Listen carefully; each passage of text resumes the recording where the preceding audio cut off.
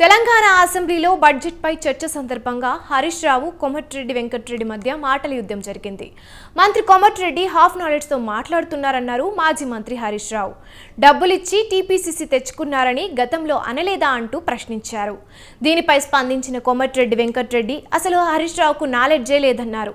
గతంలో హరీష్ రావు ఓ dummy ministry అంటూ counter ఇచ్చారు. దీంతో కాసేపు అసెంబ్లీలో గందరగోళం నెలకొంది.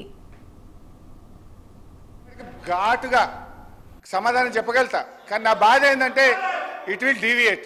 ఆయనకేమో హాఫ్ నాలెడ్జ్. ఇప్పుడు ఆయన ఏం మాట్లాడిండు, yes you are a half knowledge fellow. Harish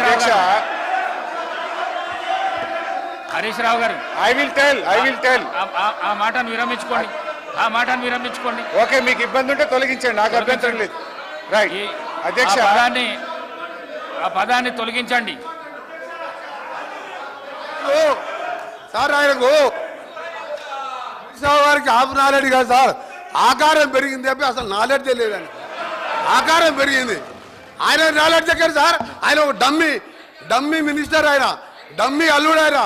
ఆయనకు హాఫ్ నాలెడ్జ్ కాదు, ఆకారం పెరగానే సరిపోదు, బుద్ధి ఉండాలి. దళితులు ముఖ్యమంత్రి అన్నాడా లేడా? మీ మామ అన్నాడా లేడా? తప్పు చెప్పు, మీ మామ అన్నాడా లేడా?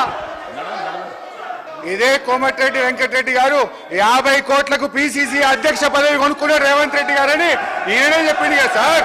మరి దాన్ని ఏమంటారు అధ్యక్ష? ఇదే కోమటిరెడ్డి వెంకటరెడ్డి గారు జిల్లా కలెక్టరేట్లు సచివాలయాలు అద్భుతంగా కట్టిండు కేసీఆర్ గారని ఈయన గారే చాలా సార్లు మెచ్చుకున్నాడు అధ్యక్ష. ఇప్పుడు నేను కోమటిరెడ్డి గారికి ఘాటుగా సమాధానం చెప్ప